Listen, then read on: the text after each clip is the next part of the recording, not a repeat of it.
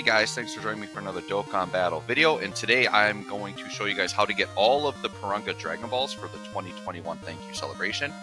Basically, I'm basing this off of the Japanese Tanabata celebration. This celebration is basically the same thing, we're just getting it now in global.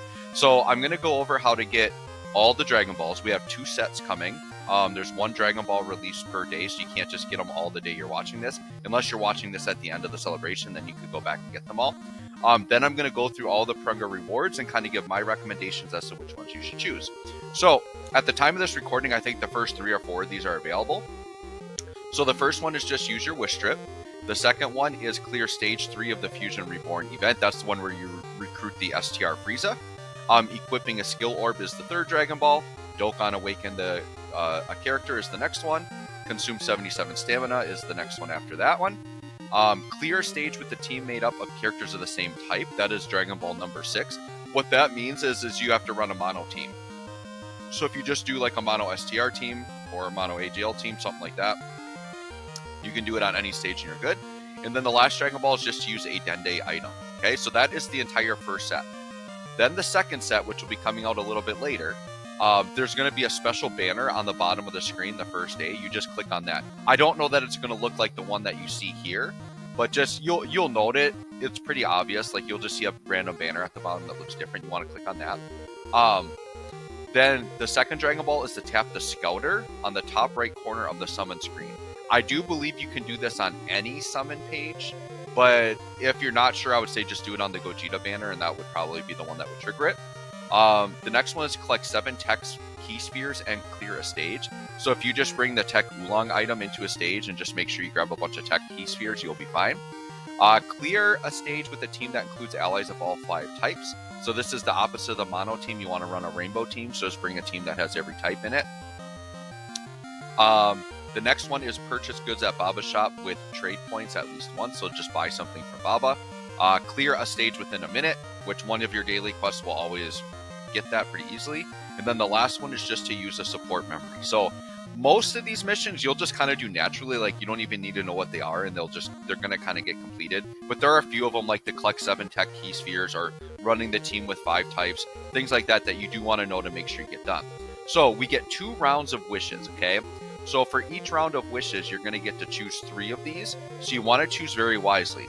I think depending on your situation, you could make an argument for all of these being good, but there's certain ones I would recommend over others. So on the first set of Porunga wishes, you're going to have the option to get 2 more wish strips. So if you really need more of those characters on that wish strip banner, I would grab that for sure.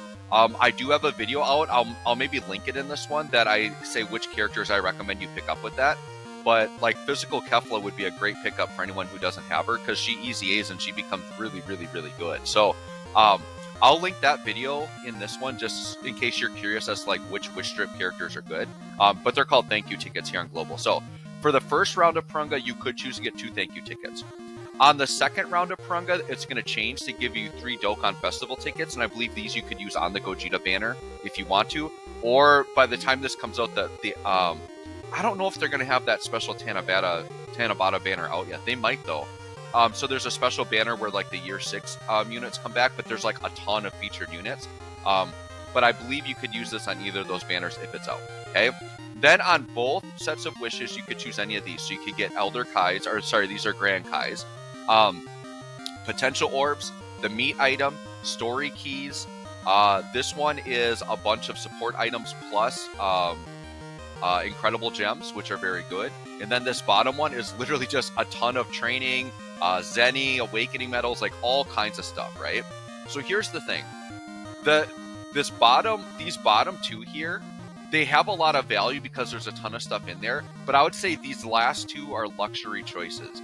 So this would be like if you're a newer player that you don't have a lot of this stuff and you want to be lazy and not farm it, you could grab these as a luxury. But all of the stuff in these 2 is farmable. So these I would say should be your least priority, because as long as you're willing to put time into the game, you can farm all this stuff up, okay?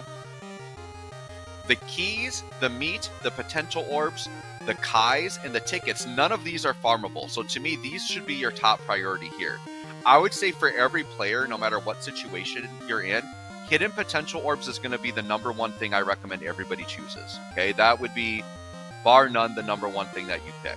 I do think there's a lot of value. I would say second round, everybody should grab these tickets because you can literally throw them on the Dokkan Fest banner. Yeah, you might not get anything, but like there are going to be people that get a Tech Gogeta or something off of this. So it's totally worth it to me just to have the shot to get that. So I would say for the second round, get this. Now for the wish strip ones, that's going to be different. For a player like me, that's a veteran player, I have literally every unit on that wish strip banner or that thank you ticket. I literally have all those units rainbowed. So when I got my freebie, I actually took a Kefla dupe so I could change her hidden potential and give her more additionals. Because after her EZA, she's a defensive stacker, so I wanted more additional on her. So literally the only value this has for me is for like fixing hidden potential or getting 10,000 Baba points. So like there's like no value there for me. But for a newer player, there are some really good units on there. So if like let's say all three, like there's 3 main units I recommend in my video. If you need all 3 of those, I would pick this up, and then you can get all 3 of those units and have some really nice units, right? The Grand Kais, for a player like me, also, I really don't need this one. I have so many Kais, I don't know what to do with them all. But I would say for newer players, this is an incredibly good value because raising super attack levels on units is very important to making them their best. And if you don't have like a surplus of Kais, this is actually not a bad one to pick up. The meat item is like, for a player like me, the meat item has a lot of value because I have like all this stuff and a lot of this stuff, I have like huge surpluses of all of it. But meat is something I always can use because I always can refresh stamina when I'm grinding events. And meat is a very hard to obtain item. So I actually think meat is a very good pickup. And then story keys. I've actually had a lot of people on my Discord asking, how do I get story keys? Where do I get them? This is one example of where you can get them, and you get a lot of keys here. So if you're someone that's been wanting to play older Dokkan events and like you haven't had keys, picking up keys is not the worst use of your wish here, right? So that's basically it. Let me know if you guys have any questions or need advice, but I'm going to say everybody grab potential orbs no matter what. And then really it's going to be based on your situation. If you want the wish strip tickets, if you want the Kais, if you want the meat or keys, but any of those, I really don't think you can go wrong. Just use your best judgment on that. I would just say avoid these bottom 2 unless you're like really lazy and you just don't want to farm this stuff up and you're really low on these resources. Just keep in mind that if you're picking one of these bottom 2, you're denying yourself one of these incredibly rare resources that are not farmable. So just keep that in mind. So anyways, hope this helps, guys. Thanks for watching. We'll catch you on the next one.